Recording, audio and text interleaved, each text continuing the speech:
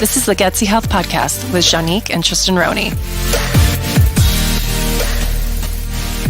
Hey guys, before we get started on this episode, we just want to mention a few things. First, content warning. We are talking about cancer, and for some people that all by itself can be a little bit triggering.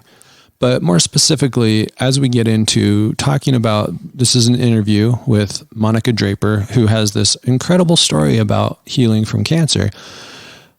We don't want you to get the wrong idea though. What we want you to understand is that everyone's path is different. Everyone's cancer journey is different. So what she did isn't necessarily right for you or for a loved one that you know. Please take really good care of yourselves emotionally throughout this episode. It's one of my favorite episodes we have recorded, but we do want to be really sensitive to your experiences and not put cancer in a box and not tell everyone that everyone fits in this box. We never want to do that to you. We never want you to feel that way. We want you to always approach your journey from a really authentic space. One thing we will adamantly say to everybody, no matter what type of cancer treatment you decide to pursue, is that it needs to come from you.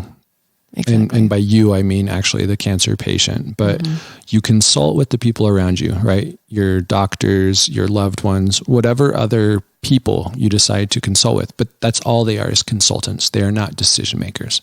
Exactly. Ultimately, it needs to come from you, and it needs to be something you feel good about. Exactly. And the feeling good about being the key part there. So never feel like you don't have power or say in your journey. Your doctors need to be on board with you and your plan. And like Tristan said, they're just consultants. You're the one that should be calling the shots always. That's right. You don't let anybody take your power from you, including us. Exactly. So we really hope you enjoy this episode. We really enjoyed recording it. All right. See ya. Hey, you guys, welcome back to the Gutsy Health Podcast. Welcome to another episode. We have a fantastic lineup for you today because our guest speaker today is Monica Draper, and she has an incredible story that she needs you guys to hear. Well, I need you guys to hear. We really want you to hear it. Because we met on Instagram, right? Yeah. Okay. And you started telling me a little bit about your story. And then I was like, we need to do a podcast on this. Yeah. That's how it went down, right? Okay. So I think we've only really exchanged like 10 interactions. Right. But I feel like I really know you guys. Yeah. Well, when you walked in the house, I'm like, you feel familiar to me, and maybe it's because of the interactions online. I don't know. Yeah. But we're best friends now, so we are. It's all good. I feel like some romantic music should start playing in the background. Well, okay. So within those 10 interactions, please tell everyone what it is about your story that is just so wow that we need every nitty gritty detail of it today. So when I was about 5 years old, my mom started feeling like there was something wrong with me. I had no visible signs of anything, but for 5 years, she kept making doctors do every test she could think of. And then one morning when I was 10, so about 25 years ago in October, she woke up and told my dad it's her thyroid. Something's wrong with her thyroid. Wow. And the doctors immediately were like, that doesn't make any sense. She's too young for thyroid issues. But my mom forced them to do testing. And immediately we get a call from Primary Children saying, you've got to get her up here tomorrow. Wow. When we get up to here, they tell my parents, oh, we'll just do a biopsy. It's probably nothing. So basically my thyroid globulin levels and TSH, all of them are just completely out of whack, like in the thousands. Wow. And so they thought, well, it can't be that bad. They got in and it was supposed to be a half-hour biopsy. It ended up being a 19-hour surgery. What? Oh my. Yeah. My parents had no clue what was happening because they didn't even have time to come out and tell my parents. Oh my gosh. They just immediately brought in surgeons, and they were like, I think it was about 6 hours into surgery, they finally came out and told my parents what was happening. So my mom and dad were just like freaking out. So there was no like informed consent or anything. They're like, we're just doing this without permission. Yeah. Wait. So what happened? So what was going on? They got in there. They went in to do the biopsy, and as soon as they took it, they could see that there was cancer. Wow. And so they just opened me up. And as soon as they opened me up, initially what they told my parents was the scar will be like an inch. Mm-hmm. Well, if you were to look at my neck now, I've got 3 gigantic, almost side to side. Wow. Scars because they had to get down into my chest. They scraped my voice box, vocal cords, everything because there was just cancer everywhere. Are you serious? Oh. So it had already spread beyond the thyroid. Everywhere. And you guys need to know, like, thyroid cancer in kids is extremely rare. Like, it doesn't happen. Like, at that time, they had no record ever of anyone younger than, like, I think it was like 25 or something. Unbelievable. That had cancer. Yikes. Like mine. Wow. And so what were the symptoms that you were having that your mom picked up on? And this is what I try to, like, you guys, intuition, mom's intuition, do not dumb that down ever, because you guys are a lot smarter and more in tune than you realize. So what was it that your mom kept picking up over 5 years? She said she would literally just look at me outside playing and just get this sick feeling in her stomach. Wow. That's incredible. For 5 years. She's like, I was never sick. I was never a sickly child. I didn't even get colds because I was like healthy, so to speak. I have goosebumps all over my body right now. Like, that's amazing. Something to know here. If you as a mother spend 5 years telling people there's something wrong with my child and they can't find anything wrong with your child, they are going to think the most terrible things about you, right? Bingo. Munchausen by proxy is what comes to mind. Everybody would tell my mom, you're crazy. Mm-hmm. You need to calm down. We need to put you on medication. Wow. And she was like, no, I mean, it wasn't with any of my other siblings. It was literally just me. And when they found it, they basically said, had it even been another month, it would have been inoperable. Like, there would have been no way to even take a stab at this. Yeah. Wow. So one of my followers on Instagram sent me an article on how doctors are now screening for, and they call it abusive moms, like medically abusive moms, because they're saying that moms that use like big medical words and are constantly like worried about their child's health, like they're calling those moms abusive. So now. Basically, if you like to be educated on what's happening with your health and the health of your children, and if you are willing to stand up to the medical establishment, you get a big red flag. Yeah. And they Like, treat you You're like not being huge protective. flag. I think my mom was like the leading mother on that, though, because if you were to read my medical files, which I have, like, now that I'm older, I read them all when I was in my 20s. Yeah. And over and over they say, like, how crazy my mom is, how she's going to kill me, how her persistence. Are you serious? Oh, yeah. Like that. Jeez, So bless her heart. So Seriously. what happened was my surgery, went well, I guess. But they basically said she'll never be able to talk. Wow. She'll be lucky to move her neck. Like, just very basic living things were not going to happen anymore. Wow. Because they had scraped everything so deeply and had to get really in there. And so immediately after surgery, I remember waking up and looking at the clock, and I thought it was like 7 hours later because of the time. Yeah. But it was 19 hours later. And I looked up at my dad and I was like, what time is it? And they just started crying and, cause I was talking, like, cause my mom and dad kept saying, she's going to be fine. She's going to be fine. And like, I remember going into the biopsy, having the intuitive feeling that I'm going to be fine. And I kept telling my mom, you don't need to cry. I'll be fine. Yeah. You were 10. I was 10. I never once cried about it because I remember just having this sense of peace of this is just something you have to go through to help other people eventually. Amazing. And, God bless my mom. She goes full force into research. Yeah. And we had I think it was about 2 months for my body to try to heal from surgery before my first radiation treatment.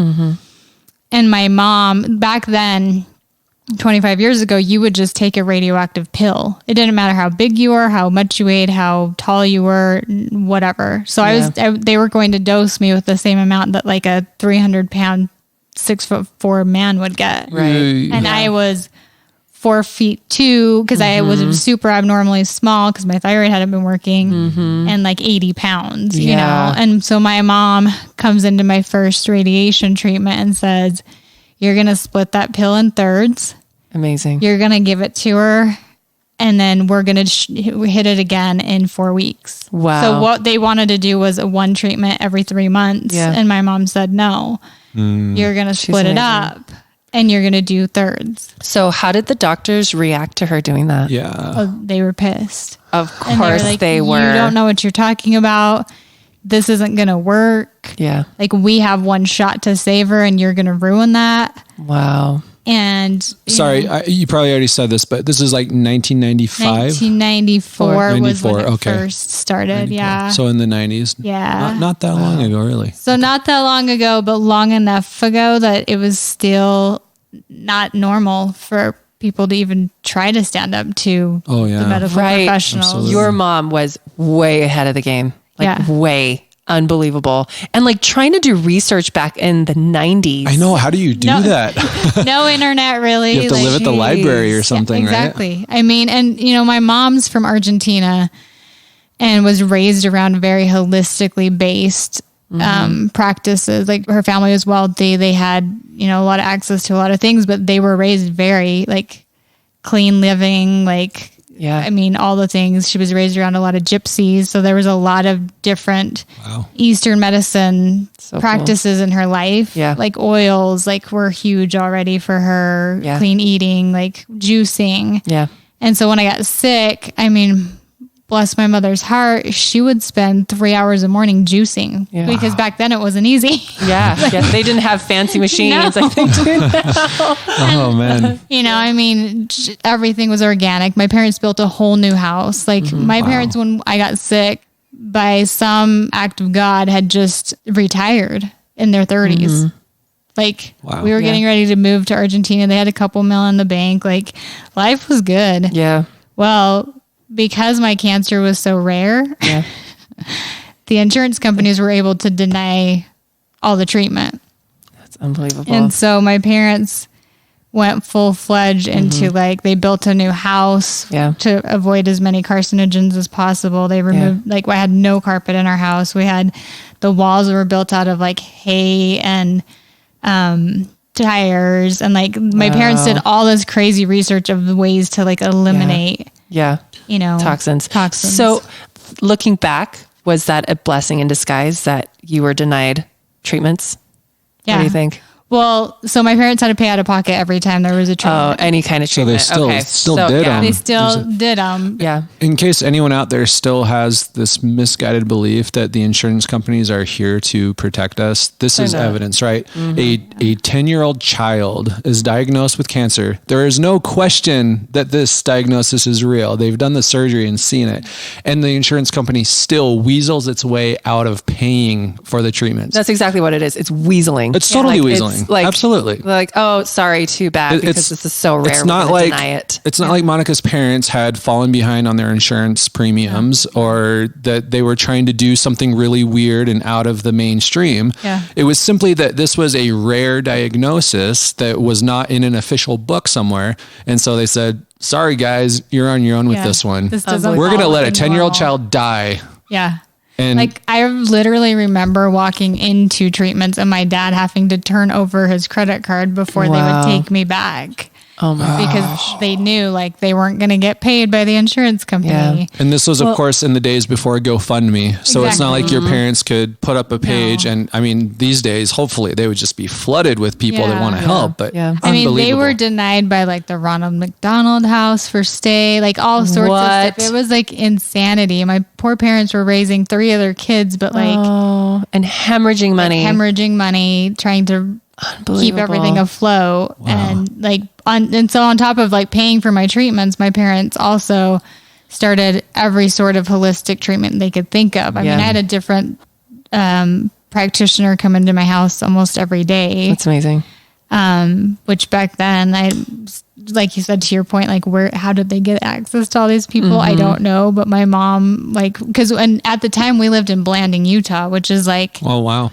tiny, tiny place. I don't even know where that is. Yeah. And I've lived in Utah for like and this over was 10 25 years ago. It's by the four corners. Like we were in the middle of nowhere. And so we were there 2 years, and then my parents moved my whole family to St. George because there was a cancer treatment center there. Wow.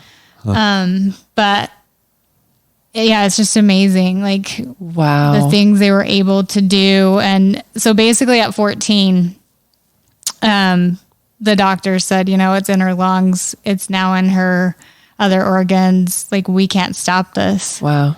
So what were the treatments that you were doing? You were doing the radioactive. Just radiation. Oh, just radiation. So chemo, for whatever reason, they didn't think would work on anything. Thank Kevin. Seriously. Yeah, exactly. Probably saved your life. And that's why, so at 14, it had spread so far that they were just like, we can't stop it, but we can try chemo. And my mom and dad said no. And I just want to give you guys a price on chemo. So I know specifically for Tristan's chemo, it was about $50,000 per infusion. So the normal protocol for like colorectal cancer is minimum 12 infusions. So that times $600,000. Yeah, it's just over $500,000. Like, but that's I a lot of only money. did 4. So you only did 4. I know, I was but like, cheap. but like the other, like other people, right? Like, I know. That's right. Insurance companies loved you. No, like, but it's just, it's so. We're not talking like maybe $10,000, $50,000 an infusion. So sorry, I cut you off. So, so at 14, they basically said we've maxed out our radiation. What did they radiate, if you don't mind me asking? Well, it was just a pill. So you took the pill and your whole body would go radioactive. Oh my gosh. Okay. Oh, interesting. So I would be in the hospital for about a week. I actually got it down to where I learned if I didn't eat food and I just drank a ton of water, I could get out of there in 2 to 3 days. Wow. Oh my gosh. What? So you're starving yourself. Basically, because even if I ate, I would throw up. Like, wow. So even if I threw up, they came in and made me take a new dose. They didn't know you weren't eating? Oh gosh. I actually got to the point where I told them not to bring food into the room. Wow. Like I would take in like hard candies to suck on and stuff because your mouth gets so dry. But like, I mean, there was times where my TV was broken because anything you brought in there would have to either be burned or like be set aside for.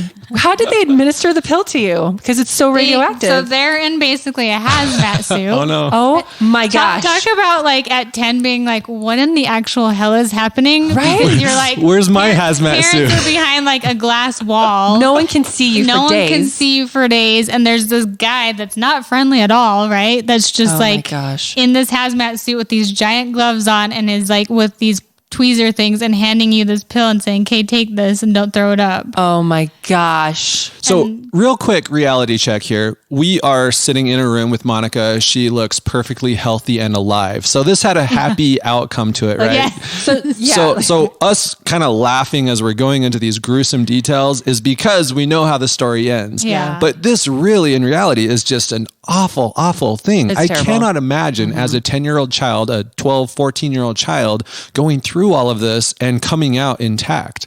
The amount of trauma must have been just overwhelming. Yeah. I mean, it's interesting the older you get. And like, I have 2 kids now, which also A miracle. Miracle babies because I was given less than 1% chance to ever have my own kids. And Wow. if they were to be born, they would be ill is what I was told, but they're both perfectly healthy and happy and amazing. So amazing. But having my daughter be basically the same age I was 25 years ago when this all started, like this year has been so much inner child healing. And that's what finally brought me to this point of being able to talk about it openly is I look at her, I look at what my poor mother was going through. I mean, and my dad, obviously, but like being a mom now and seeing that and having a whole new appreciation of like, you literally saved my life. Like, and what I think was even more powerful than everything my mom did was that my parents gave me positive reinforcement. Oh my gosh. There was never like a, hey, you're going to die, or like they never cried about like, this is the end of your life. It was, what do you want to do with your life? Yeah. Where do you want to go? What do you want to be? Like, we never talked in terms of this is going to win. Yeah. That's amazing. And I think to me, that's the most important take from it all is raising our children to know their bodies well enough and to be grounded enough that they know that they're more powerful than any disease. Yeah. Yes. Yes. Oh my gosh. Okay. Go ahead. So backing up, because there's still more to this story. There's so much to the story. We kind of jumped out at the critical point there. I keep getting chills. Like every time you like load a new, you guys, I don't know any of this because we've just had these brief encounters. So I'm hearing this for the first time as well. And I just keep getting chills everywhere. Sorry, keep going. Go. Yeah, no. Honestly, this whole thing is so incredible. So you're in the middle of this. Things are super dire.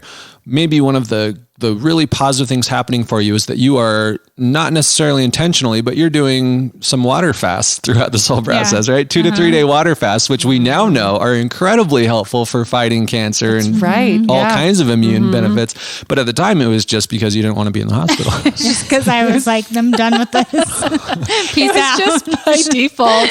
That's so amazing. Like talk about like divine intervention almost. And that's what I feel like it is. I do feel like my body was purposely making me throw it up every time I would eat to like teach me how to preserve itself. Yes. And like, you know, my parents would worry a little bit because I wasn't eating. And I mean, I was so small that they were worried that, you know, I was getting malnourished and all these things. But my mom, as soon as I would get out of the hospital, it would be all, you know, juicing and everything was natural. And like, she went overboard to make sure that I replenished my nutrients and my body's needs. And so I think it did work, you know, exactly how you're saying is because I didn't come out of the hospital. My parents didn't say, okay, let's go to McDonald's. Yeah.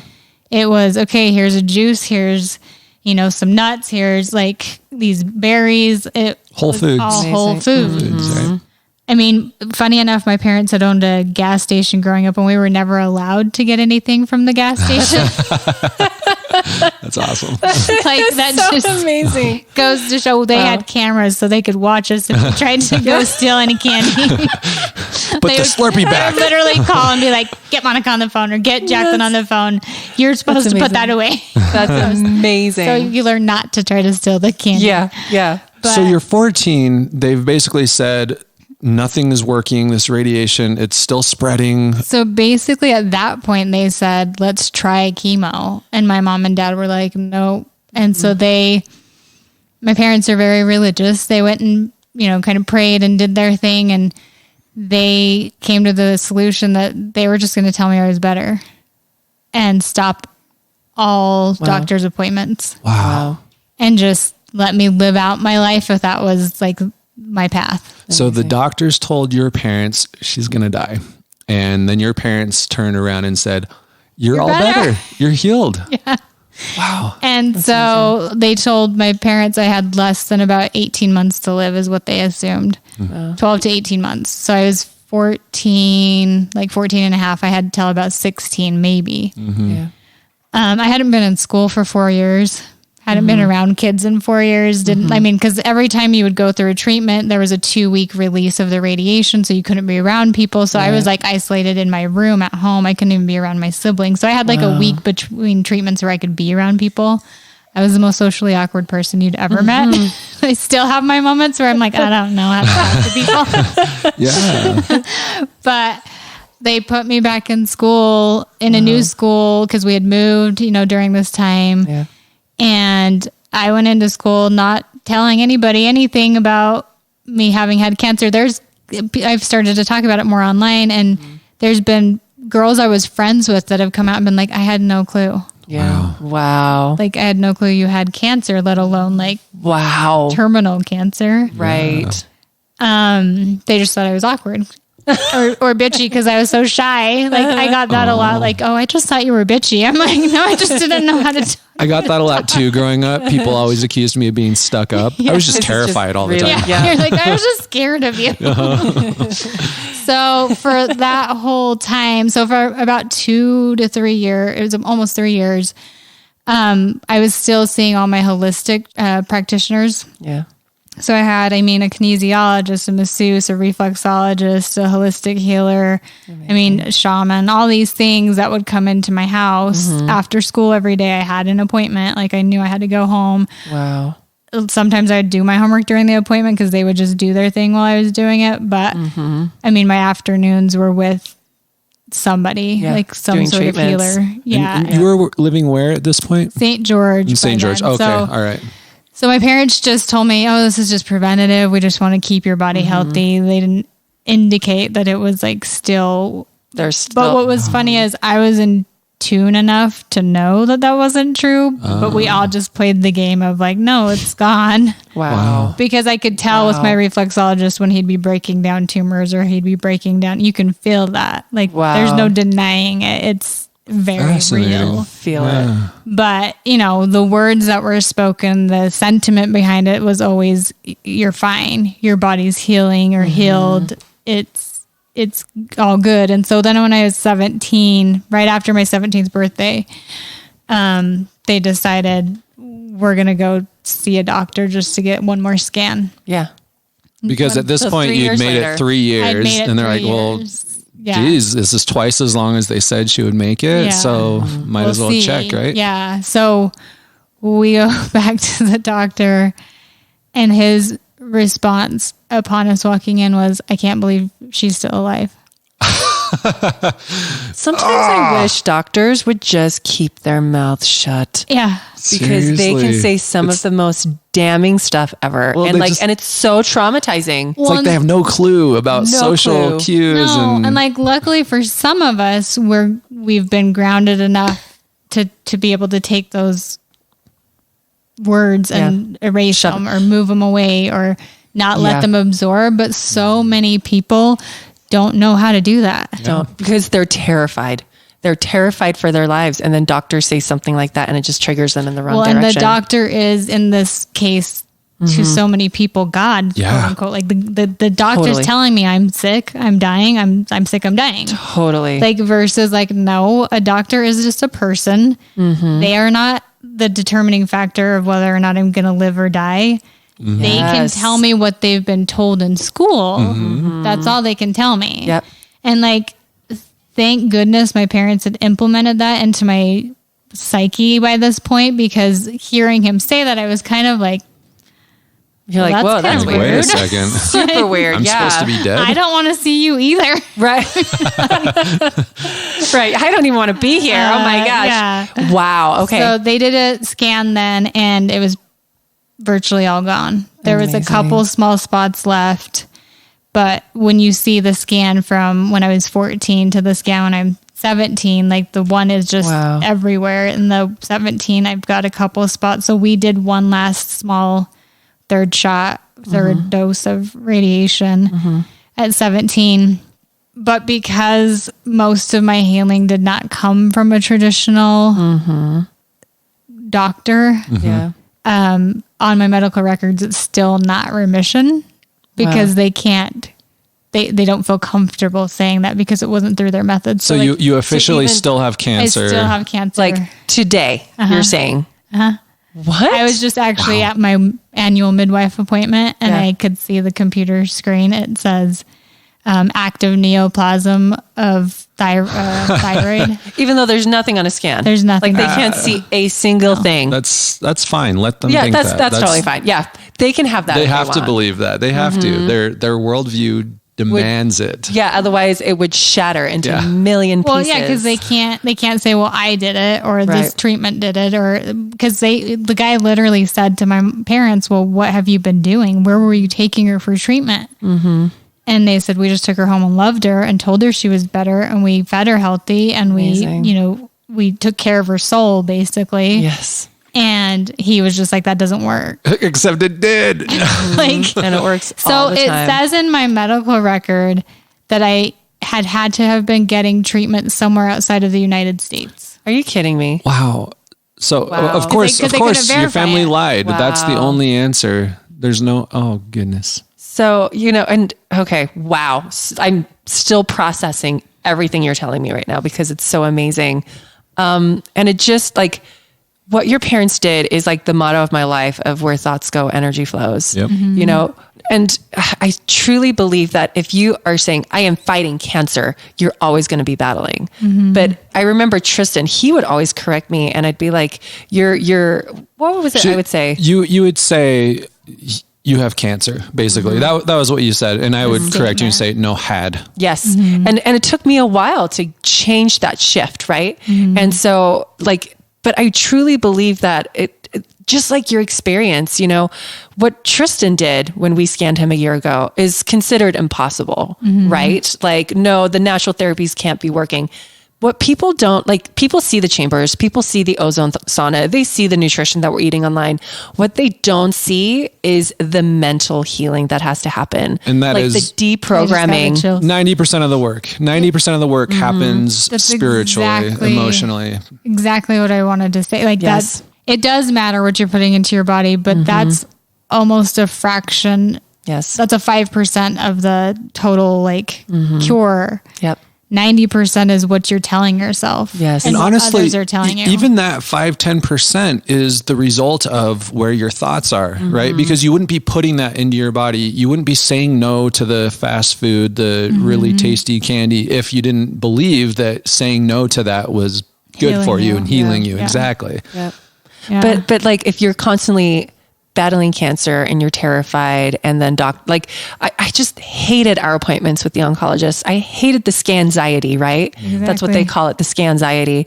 I mean, every time he would get tested, I would be sick for up to a month. That's how and so I can't imagine what he was going through. You know what I mean? And so what we literally tell people is we emancipated ourselves from the medical community. We couldn't do that anymore. Yeah. That experience was killing us. Yeah. More so than the chemotherapy, more so than the radiation. Well, I tell people this all the time. I may have even said it on the podcast, but the day of my last scan, I got really sick, literally came down with a really bad cold. And my toenails went so funky. And I know this is a really weird thing that happened, but my toenails went all nasty and rigid and jagged. And you can see the mark on my nails as it's been growing out. That kind of indicates that day. That's how I know how long it's been since that scan. It's crazy. Makes sense, So let's get back to your story though. So your parents, because I know people are dying to know all the kinds of treatments. So you said shamans, reflexologists, foot zoners. Yeah. So foot zoner, that was probably one of my biggest. I mean, he would come in 2 to 3 times a week. Wow. And how did your mom pick him? She just fell into it. How did they find them down in St. George in 1990? St. George is a really strange hub of really holistic / spiritual / crunchy people. Is that true? I think it's because of the mount, you've got Zion, you've got all these natural beauties around. And so I think there is some truth to that. This is me going a little woo woo, but I really think there's a lot of spiritual energy in St. George. And we were actually talking before the podcast, that's why I moved to the mountains. Cause I feel like there's a lot of spiritual ancient energy here. And that's why I was I just have to get here. I just need to, when I drive home every day, it's I'm coming home to a sanctuary. So sorry, I cut you off though. No, and that's exactly what we were talking about before the podcast. My parents had the option of coming up to Salt Lake, which was where all my treatments were being done at the time. Okay. But they were drawn, they'd never been to St. George, but they were drawn to St. George and they felt into that. And, amazing. And so we ended up there kind of overnight. Wow. It was one day to the next we moved. And I think I told you this, but we were supposed to be moving to Argentina a year prior. And that's when they found my cancer and all these things. But to that point, everybody has a different healing space. Yeah. And I think it's so important for people's homes to be their healing sanctuaries. And so many people live in chaos and in places that don't bring them peace. Yeah.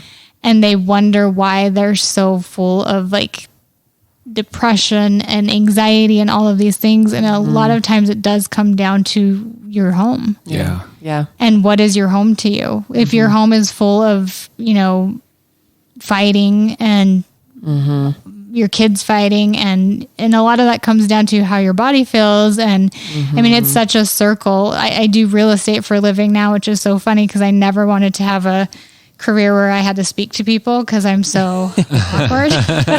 And you're totally not, by the way. That's literally your life is being a socialite, right? So now I have to like be extroverted for work, but then as soon as work's done, then I'm home and I'm by myself. Yeah.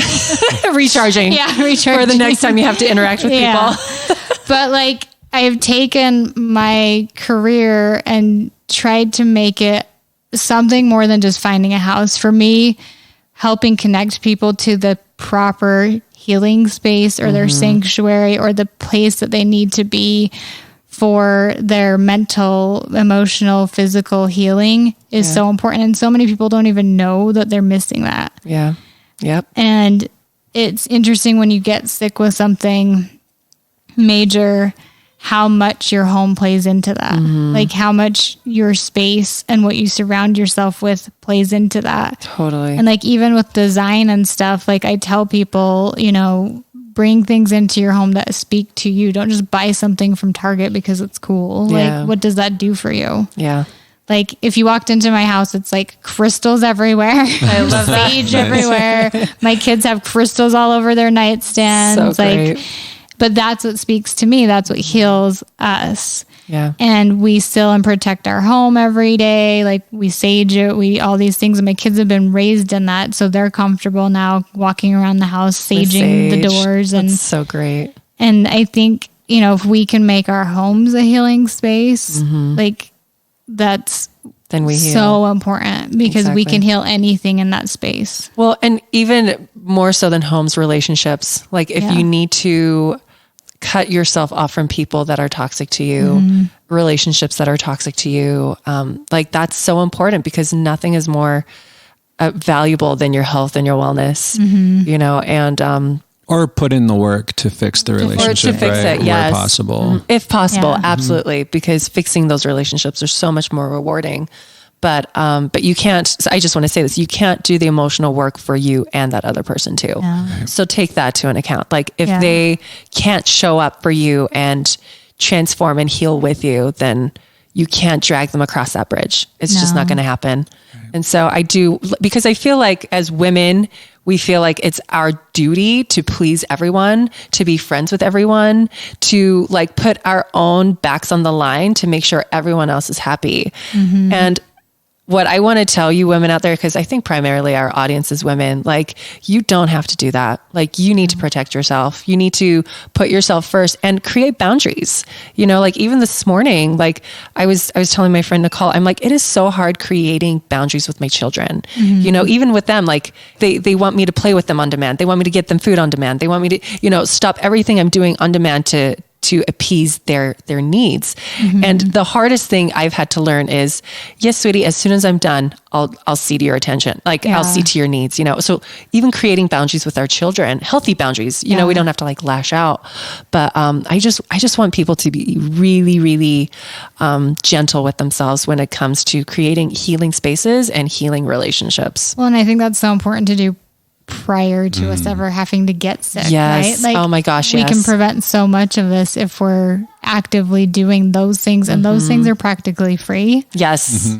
Yes. Where once we're sick and we're in that phase, everything's expensive. Yeah, everything's expensive. So you can prevent so much by being proactive. Like don't wait until you get a diagnosis. Exactly. So on that topic, I've been really curious to know, to what do you attribute your parents' ability to do that? What had they done leading up to that experience that they were able to basically navigate the whole thing perfectly? So one thing I'll say, my parents always made it a priority to like talk through things. And I think had they not had a solid foundation going into this, my dad could have very easily looked at my mom and been like, you're nuts. Yeah. You know, because it wasn't the way my dad was raised. My dad was raised on a cattle farm, like straight up cowboy. My mom's saying, you know, cow products are causing more issues for her. We have to cut out all animal product. I don't know. You guys have probably read the China study, but that came out kind of after all this started. And my mom had basically taken the approach that they take in that book of like, I don't know where she had read it, but like that cow milk could mimic your your body's hormones. And if it's a hormonal cancer, it can cause it to multiply really fast. Yeah. So she cut all that out. I mean, and you're talking about a farmer. My dad's like a farmer, and my mom's like, no, right, that's all bad. Yeah. You know, and so so he had to trust her a lot. He had to trust my mom. Are you still vegan or vegetarian today? So I'm not straight. I know I eat meat now more. But it's usually like organic. I'll do like bison, salmon a lot. We don't, my kids, funny enough, my son basically from the time he was born decided he was vegetarian. Wow. Anytime you would put meat or an animal product in his plate, he would chuck it across the room. Oh my gosh. And I'd ask his pediatrician, like, is this normal? He's like, I've never heard of a self-proclaimed 1-year-old vegetarian, but like, what are you going to do? Right. Exactly. But so no, I try to just make sure what we eat is clean. Yes. I try to find balance in everything. Totally. That's one thing I've learned is if you are too over the top with things, you'll drive yourself crazy, and you driving yourself crazy is going to make you sick. True. So true. I mean, and I'm a single mom. So like for me, there's got to be so much balance in like what I do. Otherwise what we eat takes up, 90% of my day. And then I'm like, oh wait, I got to go work. So I've just tried to find this like level of balance. And like, I mean, my kids have been raised in a way that I give them a little bit of option, but not too much. Like, I mean, on Halloween, they go trick-or-treating, they get all the candy. I leave it out. They don't eat it because they're just like, it doesn't make me feel good. That's so great. Wish I could say that about our I kids. know. They know they feel sick after they eat it. Yeah. But not enough that we have like this candy bucket that's like up on the shelf. Yeah. And it's funny because every few months I have to just chuck stuff because I'm like, it goes nobody bad. eats this. That's so great. Yeah. Because they don't ever get it down. But I mean, they have their things that aren't the best, like goldfish or something. But I'm like, it's about balance. Like if you freak them out at such a young age, like with me, my parents had to be so strict that like there was a phase when I was like, 18 to 21 where I was like, screw this, I'm going to eat whatever I want, because it was just like this weird, like I didn't ever get the choice almost. So like, as soon as it was like my decision, I mean, and I never ate that bad, but like it was more appealing for a minute. Yeah. And I think when you over restrict kids too much, they're going to swing the other way and find some balance again. Or they go to their friend's house and they're like, I'm going to eat all the things. Yes. Yeah. But when they know for themselves that it's not a good thing, then it's better. So it's guiding them with their intuition. Like that's what I try to do with my kids is we try to talk a lot about, well, what does this make you feel? Like for a second, it makes you feel good. Yeah. But then you don't feel good. Yes. And so they're aware. Empowering them with knowledge around their bodies. I think I said this in one of my other podcasts, but I feel like Tennyson has more body intuition than the average adult. Like he notices like when he'll say, sometimes my brain just makes me do things, because it's tired or, and you don't typically hear 5-year-olds utilize those kinds of words, and so teaching them now, like body intuition, educating them now about nutrition and food and like the chemistry of the body, it's so important. So I kind of want to get back to your story. Okay. So very minor spots when you were still a teenager. Yeah. And then you kept getting blood work, right? So I kept getting blood work. And so the marker they were checking for my particular cancer was the thyroid globulin levels. And those when I was sick were like in the tens of thousands and then down into the thousands. And then by the time we got that treatment when I was 17, it had hit around 120 to 190 was where it was kind of sitting. And can you tell listeners what a normal range is? And normal range is between 0 and 31.8. Okay. And so mine just bounced around between there for 17 years. And so I would continually have every primary care doctor say, you need to go I talked to an endocrinologist and they think you still have cancer. Gosh. And I would have to educate them and say, if you want to look back at all my records, this is actually maintenance level for me. And I've had every doctor ever say, you'll never be able to get this into a normal level. So for the last couple years, I've really been like consciously working on it and like working through like inner child stuff and working through things with a kinesiologist. And so when you say working on it, you mean spiritually working on it? Yeah. Okay. Are you doing any treatments, or it's mostly spiritual? It's mostly just spiritual. So I have a kinesiologist I see up in Salt Lake about every month or every couple weeks, depending on what's going on. But so he works with my body, talks to it. Like we figure things out. And I've been on like some supplements and some drops and tinctures and things. I think listeners are going to want to know who this kinesiologist is. His name's Dr. Branham with Premier Wellness. He's amazing. My whole family goes to him for everything. I mean, very cool. And what's amazing is so many of us don't realize that we are trapping emotion into our body, and that continues to hold these like little bits of whatever's happening, right? Like there's a reason why my levels were maintaining at a certain level, and it's because my inner child wasn't fully healed. Right. I hadn't fully said, you know what, you're safe and protected, and I have you, and you're going to be okay. Like I hadn't taken the time to actually go there because it was so scary for me. Totally. To put myself back in that place, because there was that small subconscious trigger where I was like, the second I would start putting myself there, I would get scared and be like, but what if I got it again? And like start thinking all the terrible things. So I would just avoid dealing. Yeah. Yep. And so he finally kind of has made me actually do it. And I think by nature and by, you know, some huge miracle, my daughter just so happened to be the exact same age this year that I was when this all happened. And to be able to physically see a representation of basically what I was in that moment, to be able to hold her and say, you're fine, and work through that in my head. And she's very aware. She's very intuitive and clairvoyant, and she can read my thoughts like this. And amazing. So she knows what's happening, and we're communicating about it. And so 2 weeks ago, I had my latest blood work done, and I sat with my kinesiologist the day before, and he said, you don't have nothing to be worried about. Because I always get extreme anxiety, like totally about these, because I always know the conversation I'm going to have with the doctor, because they're going to say, you need to go see this person, and you need to do this, and you probably need another treatment. And I have to be the one to be strong enough to say no. So my throat chakras had like started to close down already and all these things. And so he's like, let's work through that. So we start working on my throat chakra, and he looks at me, he's like, you're totally fine. I hope you know that you're totally fine. And I'm like, I know, but it's different to say that, and then to like have to see these reports. And he's like, you're fine. And so I go get the blood work, and it comes back like almost immediately that day. And this is actually on Halloween night. I'm like putting my kids to bed. So just like a couple weeks ago? And I have this long ritual with my kids at night, but I'm putting my son to bed, and he's kind of falling asleep. So I look on my phone at the My Health hub. Yeah.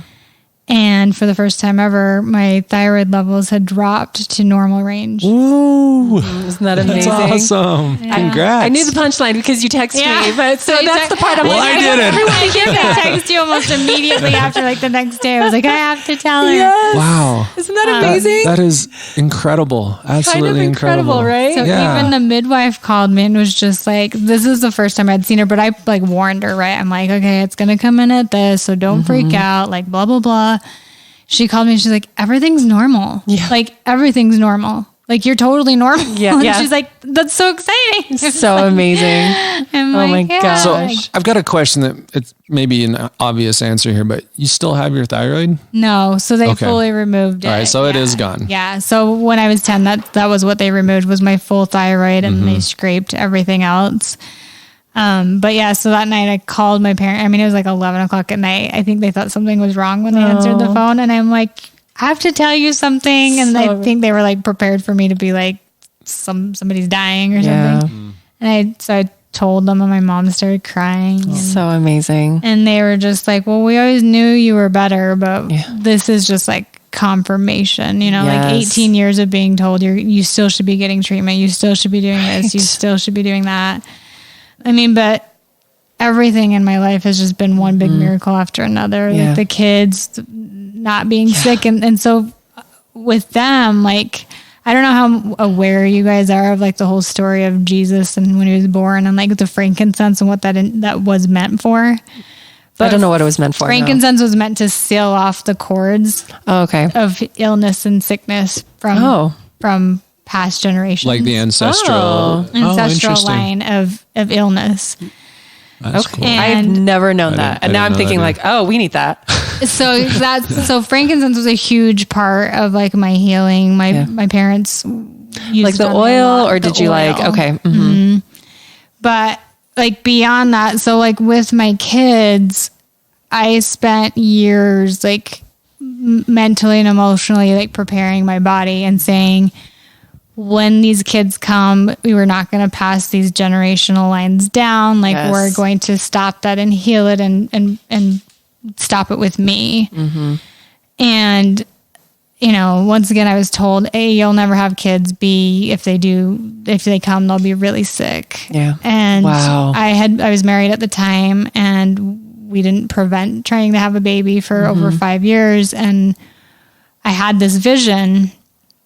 And I woke up and told my then husband, like, we're going to have a little girl. She's going to be curly haired. She's going to be sassy as can be. Wow.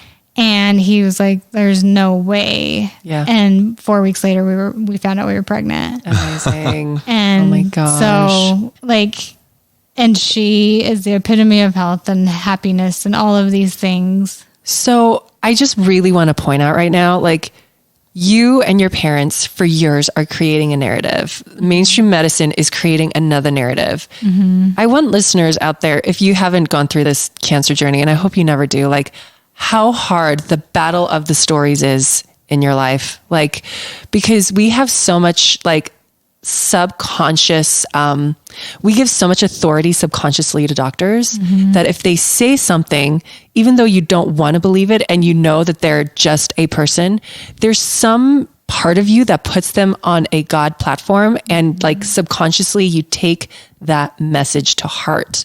So for you, for years, listening to these doctors saying, you still have cancer, you still need to get tested, you still need to do radiation. And then you having to rewrite your own story. And we talk about creating our stories a lot. Mm-hmm. Like, so you rewriting your story, you're living your story, you're trying to completely sever ties to all the other stories these godlike complexes are trying to tell you. And what I mean by that, I mean the doctors. Exactly. You know, that takes an enormous amount of energy, an enormous amount of self-discipline, an enormous amount of like intuition and healing. And lest you doubt us, dear listeners, there is actually a story going on right now that illustrates just how bad this situation can get. I wish I had my phone on me so I could look up details, but if you ever just go look up the hashtag Bring Noah Home, there's this absolutely heartbreaking story of this couple and their child who was diagnosed with some kind of leukemia, and they were at Johns Hopkins down in Florida at a children's Johns Hopkins hospital, and the doctors told them, you need to do this chemo treatment, whatever protocol. But the hospital was so terrible, they have 30 documented instances of how they were mistreated and neglected at this hospital.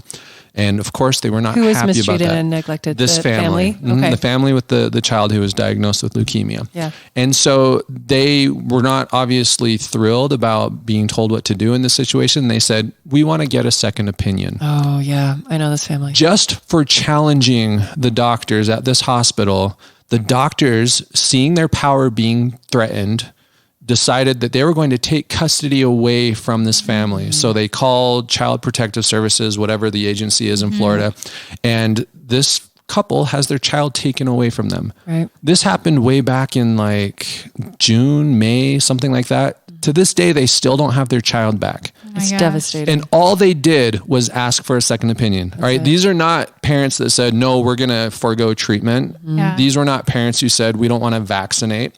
They literally just said, you've been jerks to us. We want to talk to another hospital. Mm-hmm. And that was all it took. Isn't that awful? And now they're having their family ripped apart. Like, it's terrible. That's the power that they have. Like, that's the power that these doctors, like, they physically have power over you. They have emotional power over you. Legal power over you. They did when I was 14, when they wanted to do that chemo, they threatened my parents with legal action, like to take custody of me because my parents were refusing to come back and see them. Wow. And I don't think it went very far because my parents basically were just like, no. Right. Fortunately, I wonder, right? Yeah. But they, I wonder but if that they could happened today.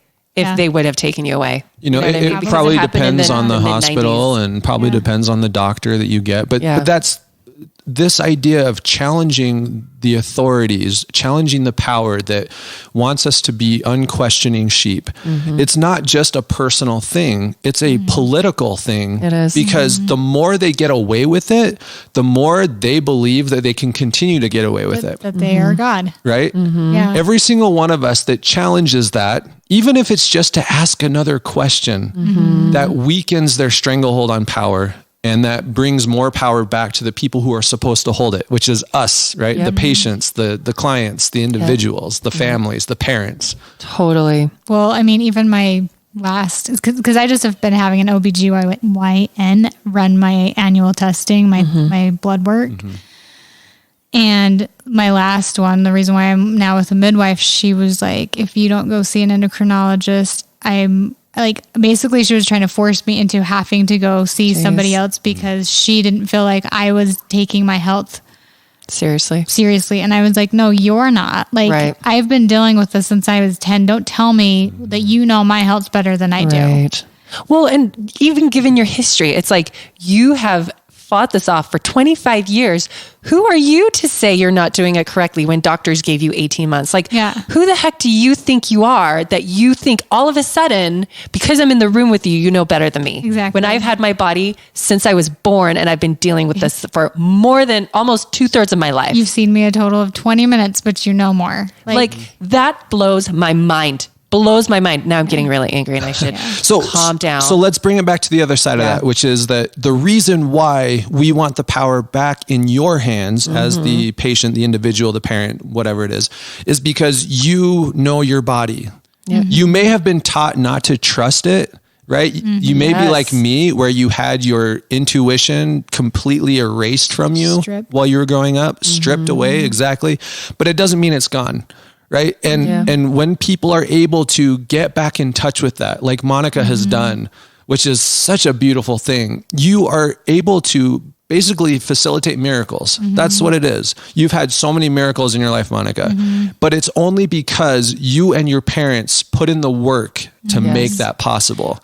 We know a guy who has ALS and they say he's a walking miracle. And it's like, you have no idea how much work he's put in to create that miracle. Like when we hear these cancer stories and like, oh my gosh, it's like spontaneous remission. It's like, you have no idea what these people have done to create that. Yeah. Because what you're just reading is sentence. You're missing the hours, the months, the years worth of emotional work, physical work, spiritual work, food work. You know what I mean? Yeah. And that's what I say is like, you need to create your miracle. You have to bring it to you. You don't just sit there and be like, okay, I'm waiting.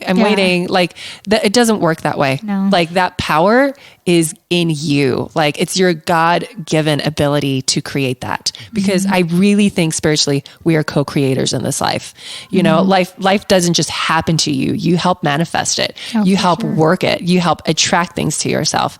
And so when we're in these instances, you have to use all your energy, all your manifesting energy and abilities and capabilities to bring into your life what you want. So again, going back to my whole thing, where thoughts go, energy flows. Exactly. Yeah. So growing up every year, instead of making like New Year's resolutions, it would be like writing down manifestations of what your year would be like, but you speak them in terms of it's done. Love it. So like, I like that. I'm so like, let's see, we're coming up on 2020.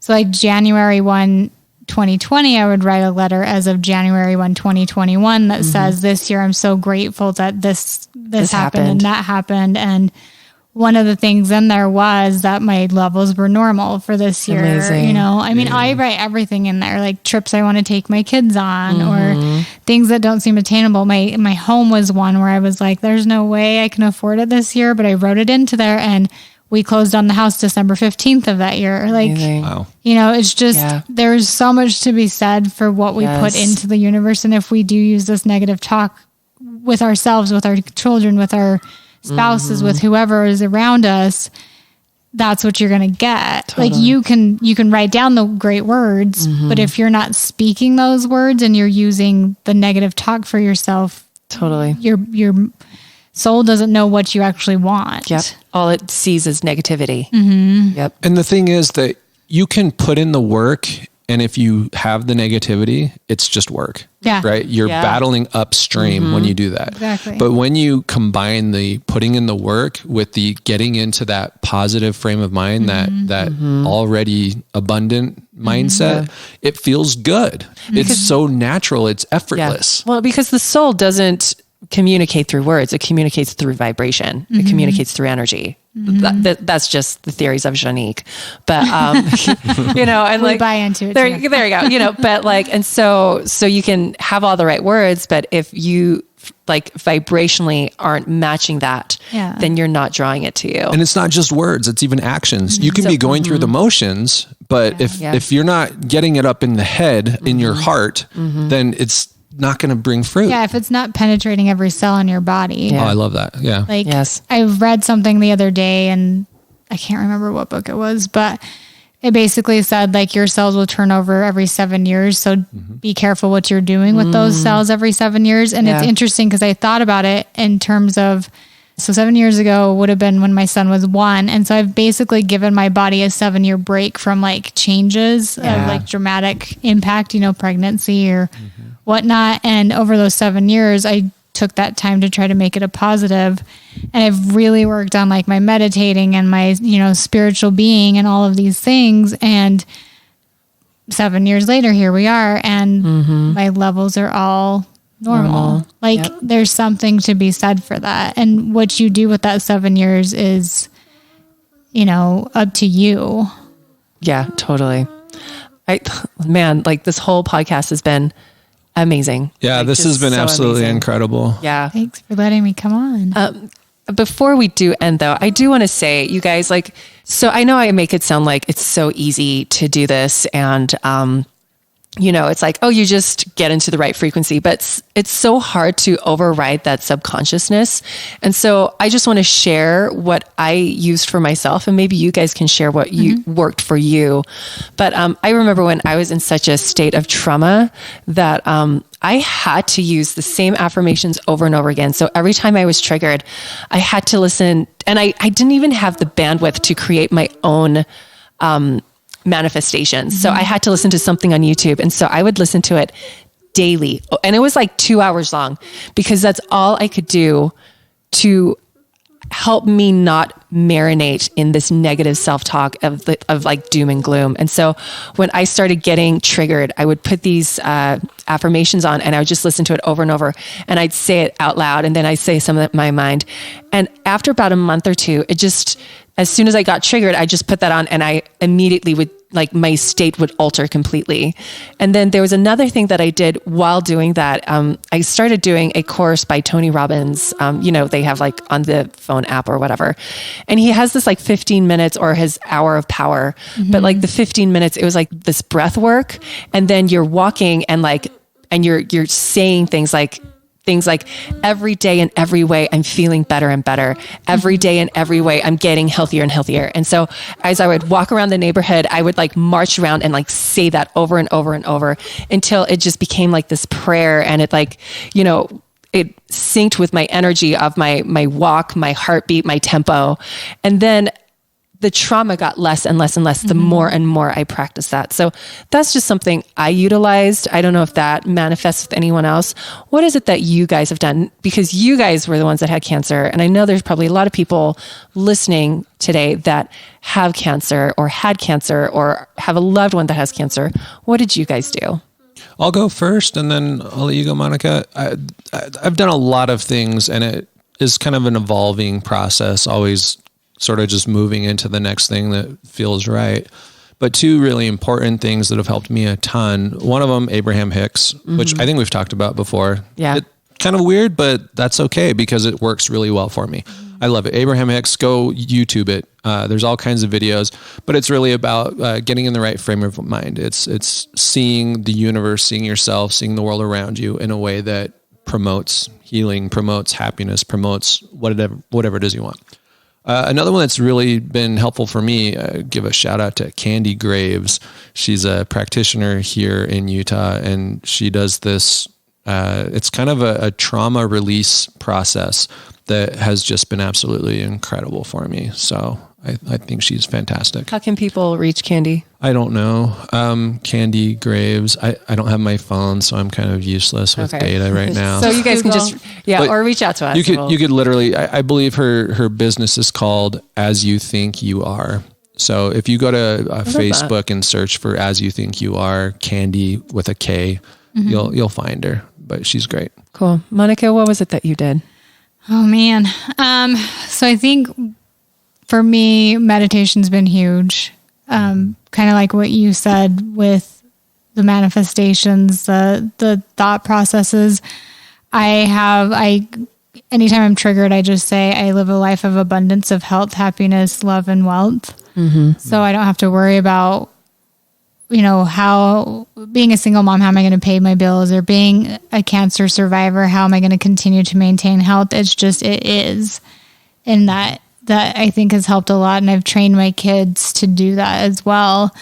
Another one is practicing gratitude. I have a journal. It's called the 5-minute journal. I think you can find it on Amazon, but it has prompt questions and like a positive thought at the top. And so you're supposed to write like the 3 things you're grateful for, every morning when you wake up and when you go to bed. And I think just remembering in those moments when we're allowing anxiety and the depths of pain or whatever you're dealing with in that day to take over, that there's always things to be grateful for, even when you're super sick, even when you're, dealing with treatments or kids or whatever it is that you're dealing with. If you're practicing gratitude, it does something for your body. It does something for your mind. Another big one is just working out, getting up and using my body and saying, I'm grateful that I can do this. Yes. There was a time I couldn't do it.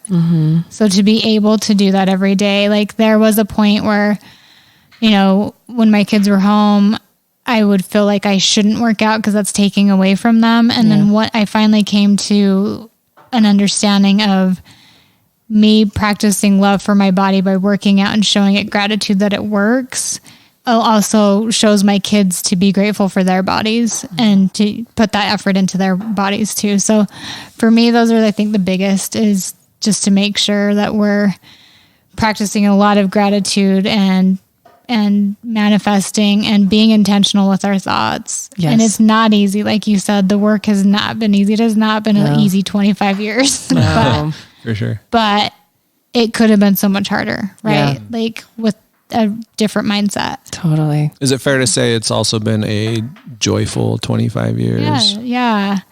And I think once again, that comes back to like, people find it funny how close I am to my kids sometimes, like friends and stuff, because I like prefer being with them over anybody, but it's because I have so much gratitude for them being in my lives. Yes. Like I have so much gratitude for my parents and for my siblings. Like my best friends are my sisters.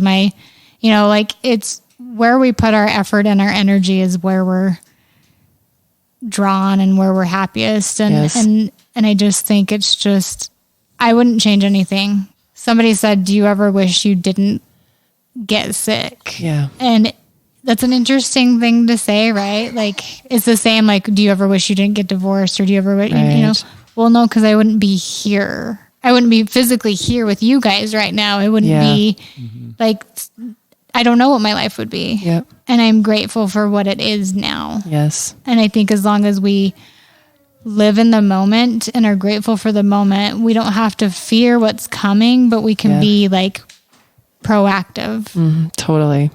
Totally proactive. I've had people ask us that too. And I wonder at myself, like, without the cancer, where would we be? And it's so hard. It's so hard to to put yourself in that space. For me, there's no question whatsoever. I would not take it back. And you see, and I'm the opposite, where I'm like, I really liked living blissfully, like secure. There was some blissful ignorance, I suppose, but I wouldn't take it back for anything in the world, because where we are right now, this is what I've always wanted for my life. Well, and I wouldn't have this. And the truth to that, though, is if you wouldn't have gone through it then, when would you have gone through it? Right. Because 1 in 2 people now is going to get cancer. Yes, right. actually. So if we're able to get it in a phase of life where we're mentally and emotionally capable of handling it, and we are able to come out on the other side and be able to be a force for good for others, that's driven me. So these last few weeks, my kinesiologist said to me, your throat chakra keeps closing up. You have some big next step that your body's trying to make you take, and you're scared. And I'm like, yeah. And he's like, do you know what it is? I'm like, yeah. And he's like, what? And I said, I've known for years that my purpose, I'm alive for a purpose. Yeah.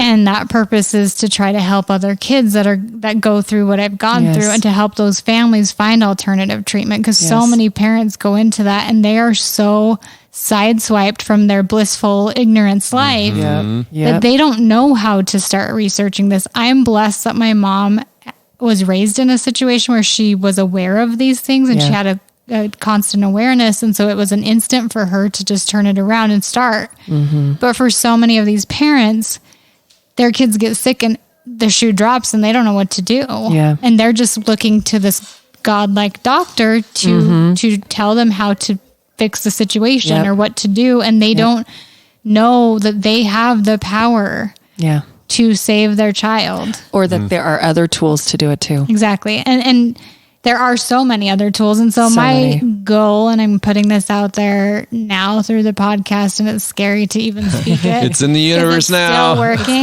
but I want to start a foundation for terminally ill that's awesome. kids. I love that. So to be able to help pay for, the alternative treatments, and to be able to help guide their parents in what best treatments for their kid, for their situation. And so I've been working with a few practitioners to start like a group of practitioners that would help support that. And they would kind of kick back some to the foundation. The foundation would work with them on these kids. And so it's a big undertaking, and I'm sure it won't be easy, and I'm sure it won't be fast, but if anybody listening has any connections. So if serendipitously there is someone out there who feels like they've got a piece of the puzzle for you, how can they get in touch with you? My Instagram handle is at Monica_Nicole, NICHOLE, or my email address is just Monica@monicadraper.com.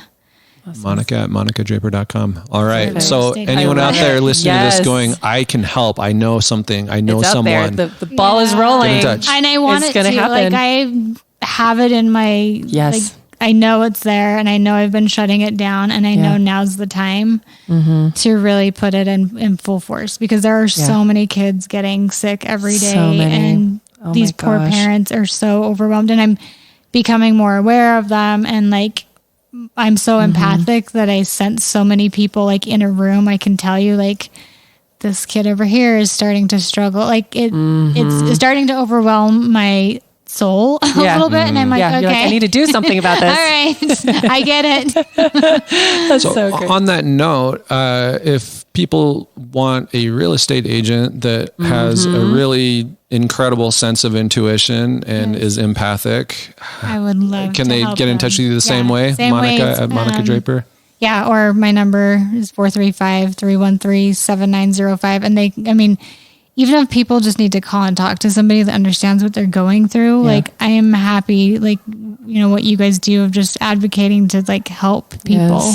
Yes. I just want moms that are listening right now, to know, what Monica's mom did was more powerful than what all the doctors did combined.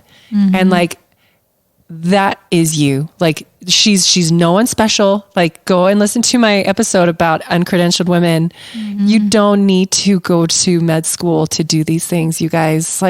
The power is in you, and you just need to take it. And and the point of this podcast is to mirror that to people so that they can hear stories like this and be like, what, I can do that? And it's like, yes, you absolutely can. And so your mom is just, she's such a badass. She's an angel. Like so amazing. And I want you women to feel brave. You know, it's okay. It's okay to go against the authority. If your soul, if your intuition is telling you something else. Well, and I think that's the scariest part, right? We're raised in this culture where you're not supposed to have a voice. Right. Like you're supposed to listen to the authority. And in so many ways, like there's, around us, there's a lot of authority. And to be able to step out and say, no, that's not my truth. Yeah. And you might think that, but that doesn't mean it's true for me. Totally. And I think keeping your chakras open is a very important thing because you can't help others if you can't help yourself. Exactly. Oh my gosh, that's so true. Keep your chakras open. Take your power back. Yes. Thank you so much, Monica. This was awesome. It was fantastic. Oh my gosh. I am really excited to get this out to everybody. I told you it would be. I told you guys I was terrified. I was like doing throat chakra clearing the whole way down. This was fantastic. You flowed like you had done this a million times. Well, thank you, because I was a little nervous. No, you shouldn't have been. You were amazing. This has got to be one of my most favorite episodes we've ever recorded. Because your stories, as long as it helps at least one person, it's worth it. It will. Absolutely will. No Thanks, question. you guys. Thanks for listening. Until next week. Talk to you next time.